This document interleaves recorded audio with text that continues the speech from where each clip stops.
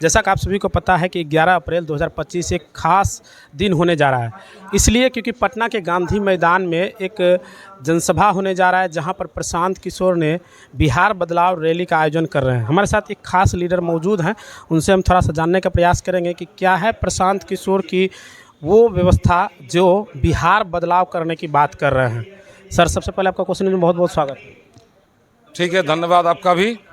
Sir, अभी कार्यालय में हम लोग मौजूद हैं और 11 अप्रैल जिसमें कहा जा रहा है कि अब तक बिहार ही नहीं पूरे भारत में इस तरह का रैला नहीं हुआ है, जिस तरह का आयोजन होने वाला है उसको लेकर क्या कुछ कहें?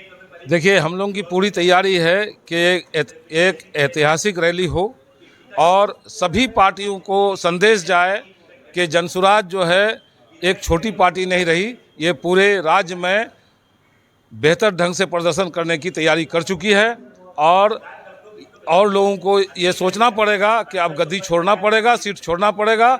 जनसुराज हर तरह से कमर कस चुका है, हर घर में हर जबान पर ये प्रशांत किशोर का नाम, जनसुराज का नाम आ चुका है।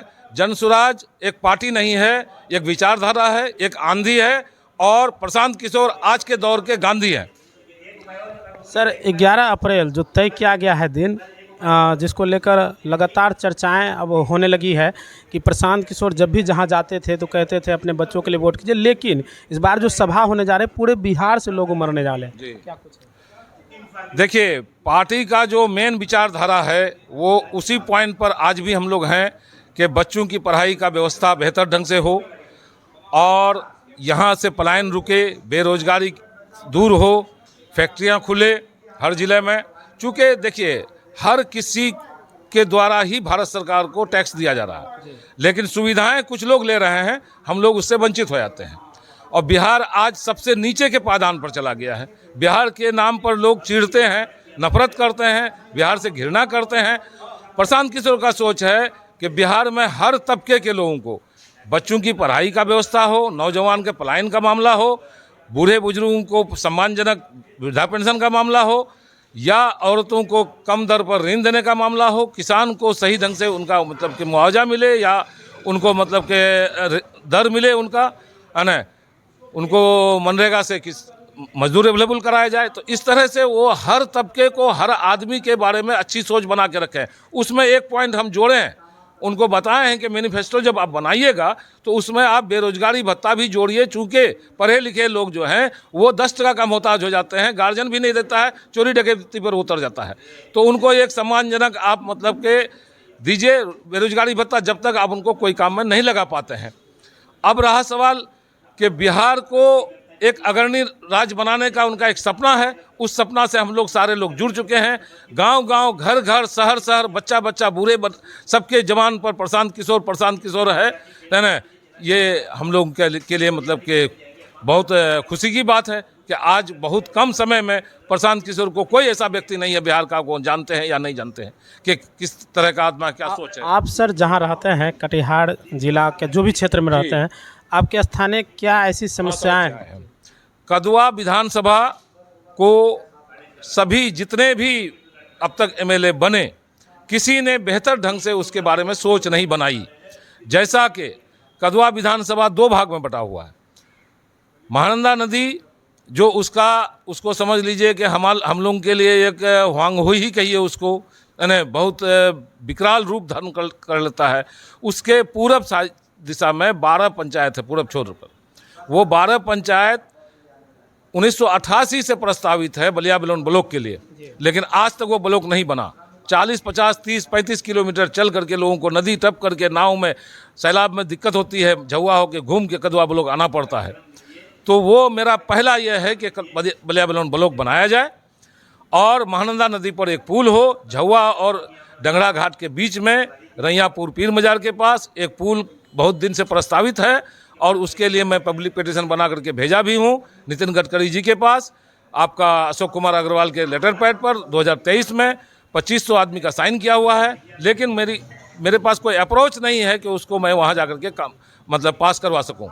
तारिक अनवर को भी मैंने दिया उसकी कॉपी कि आपको असेंबली पार्लियामेंट में उठाइए और इस मामले को आप मतलब कि पुल बनवा दीजिए, इसलिए कि वो पुल हम लोगों का लाइफ लाइन है समझ लीजिए। और हम लोगों का सारा ऑफिस कोर्ट कहिए, कचहरी कहिए, रजिस्ट्री ऑफिस कहिए, डीएसपी ऑफिस कहिए, जंक्शन कहिए, हॉस्पिटल कहिए, बंगाल कनेक्शन कहिए, सब उसी पुल पर डिपेंडेंट है। और उस पार इस पार की शादी ब्याह रुक जाती है उस पुल के बिना। वो पुल आए दिन घटनाएं भी होती हाँ, घटनाएं होती रहती है और सैलाब के दिन में लोगों को आने जाने में बहुत ही असुविधा होती है। तो झुआ होकर घूम के जाना पड़ता है 40 से 50 किलोमीटर।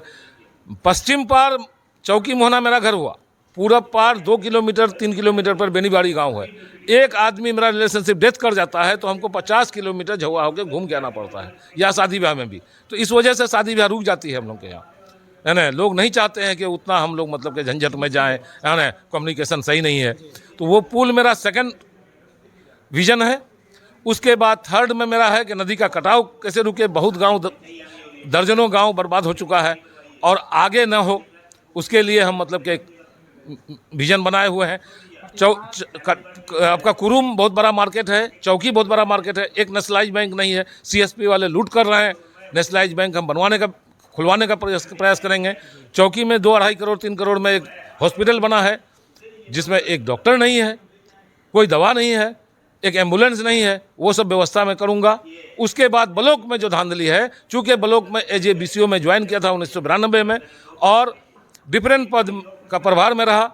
एज GPS भी काम किया, एज BO भी काम किया, एज MO भी काम किया, अंत में BDO के प्रभार में भी रहा।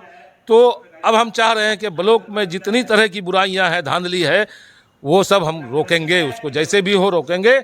और अगर उसके लिए जो करना पड़े, एजिटेशन करना पड़े, झंझट करना पड़े, तो सब कुछ करने के लिए मैं सक्षम हूँ, तैयार हूँ।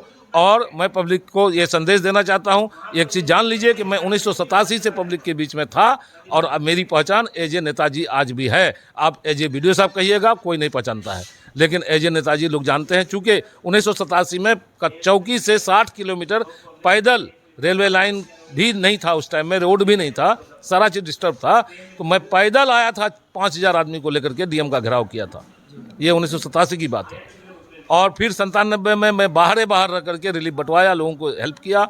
2013 में भी किया। चौकी में एक स्कूल खुलवाया पब्लिक के कंट्रीब्यूशन पर, और वो स्कूल मेरा सही ढंग से चल रहा है उस एरिया में। आज शिक्षा का द्वीप अगर जलाए हैं तो मैं ही जलाया हूँ। परिचय जानना चाहेंगे सर? मेरा नाम मोहम्मद हसीबुर रहमान, चौकी मोहना मेरा घर हुआ, रिटायर।